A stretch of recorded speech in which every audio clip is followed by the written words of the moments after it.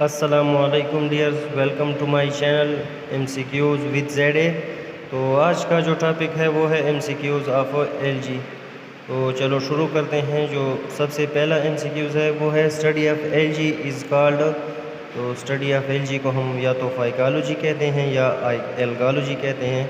इसी तरह दूसरा जो MCQs है वो फादर ऑफ एल्गोलॉजी के बारे में है कि फादर ऑफ एल्गोलॉजी या फादर ऑफ फाइकोलॉजी कौन है।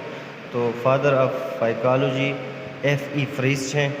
इसी तरह तीसरा MCQs सेक्स आर्गन्स के बारे में है कि LG में जो सेक्स आर्गन्स होते हैं वो यूनिसेलुलर होते हैं और नॉन जैकेटेड होते हैं। इसी तरह जो चौथा MCQs है वो है frog spawns LG is batrachospermum, यानी बेट्रैकोस्पर्मम जो कि एक रेड एल्गी है, इसका कॉमन नेम इसे फ्रॉग स्पॉन भी कहते हैं। इसके बाद कहते हैं कि highest number of chromosomes are found in netrium, यानी नेट्रियम हमारे पास वो एल्गी है जो जिसमें सबसे ज़्यादा क्रोमोसोम्स पाए जाते हैं, वो है 592। LG में सिर्फ LG को मद्देनज़र रखते हुए, न कि पूरे प्लांट किंगडम में। अगर पूरे प्लांट किंगडम की बात की जाए तो सबसे ज़्यादा जो क्रोमोसोम्स पाए जाते हैं वो एक टेरिडोफाइट प्लांट है ओफियोग्लोसम, जिसमें 1440 क्रोमोसोम पाए जाते हैं। तो अगर हम LG की बात कर लें तो LG में सबसे ज़्यादा जो पाए जाते हैं वो नेट्रियम में पाए जाते हैं, जो कि 592 होते हैं। इसके बाद है most advanced group of LG is Chlorophyta, यानी अगर हम एडवांसमेंट की बात करें LG की तो LG में जो सबसे एडवांस ग्रुप है वो है chlorophyta. Next is a most gigantic LG is a macrocystis, यानी सबसे जाइजेंटिक LG जो है वो मैक्रोसिस्टिस है। इसके बाद हिप्नोस्पोर्स आर फॉर्म्ड फॉर डिफेंस, हिप्नोस्पोर्स जो कि स्पोर्स होते हैं नॉन मोटाइल, ग्रीन LG में बनते हैं। ग्रीन LG में तकरीबन 5 किस्म के स्पोर्स बनते हैं, जिसमें जू स्पोर्स होते हैं, एप्लानोस्पोर्स होते हैं, हिप्नोस्पोर्स होते हैं, इकाइनीट वगैरह। तो ये सिर्फ जू स्पोर्स जो होते हैं वो फेवरेबल कंडीशन में बनते हैं, बाकी जितने भी स्पोर्स होते हैं वो अनफेवरेबल में बनते हैं। तो ये भी एक अनफेवरेबल कंडीशन में हिप्नोस्पोर्स बनते हैं जो कि डिफेंस के लिए यूज़ होते हैं।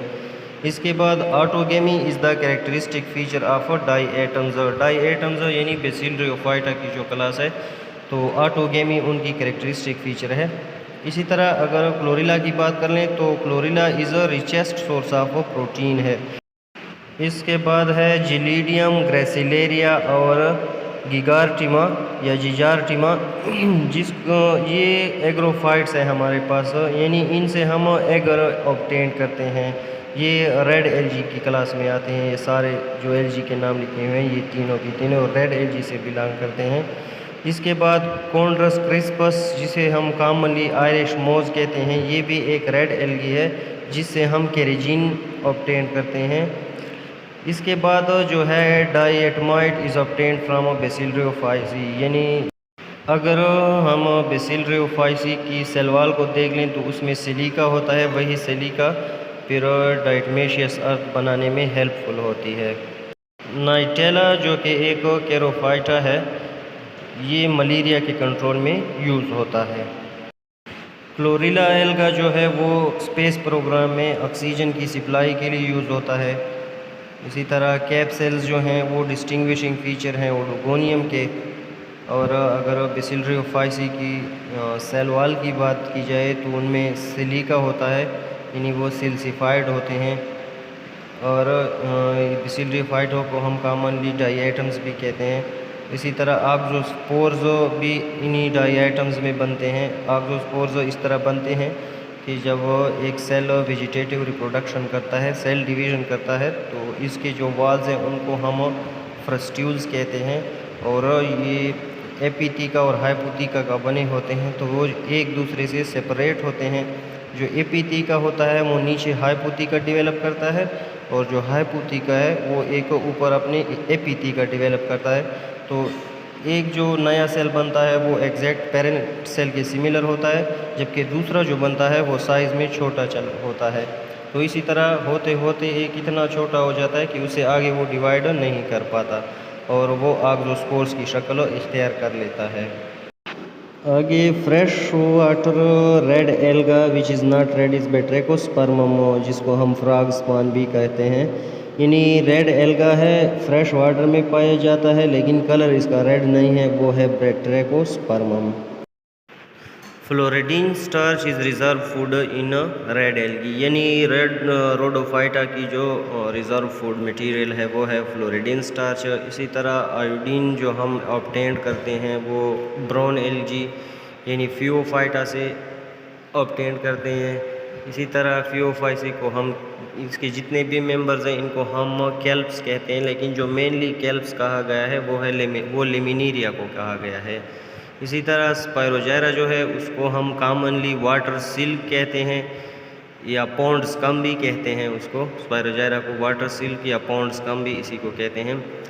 अब core of pyrenoid is a protein, यानी पायरिनाइड हमारे पास है जो कि ग्रीन एल्गी में रिज़र्व फूड के तौर पर काम करता है। तो ये दो चीज़ों का बना होता है। इसके सेंट्रल कोर होता है वो प्रोटीन का बना होता है, जबकि साइड्स पे इसके स्टार्च लगे होते हैं ग्रेन्यूल्स के फॉर्म में। इसी तरह अल्वा जो है उसको हम कॉमनली सी लेट्यूस कहते हैं। ज़ाइगोस्पोर हमारे पास एक प्रिमिटिव स्पोरोफाइट होता है, यानी जब दो हैप्लॉइड सेल्स मिलते हैं उनसे ज़ाइगोट बनता है और ज़ाइगोट फिर ज़ाइगोस्पोर बनाते हैं। तो ज़ाइगोस्पोर फिर फ्यूचर जनरेशन है। तो ये जो है प्रिमिटिव प्लांट्स में यानी फंजाई और एल्गी का कैरेक्टर है, तो इसलिए इसको हम प्रिमिटिव स्पोरोफाइट कहते हैं। इसी तरह स्पायरोजायरा में इंटरनल फर्टिलाइजेशन होती है जिसे हम कंजुगेशन कहते हैं।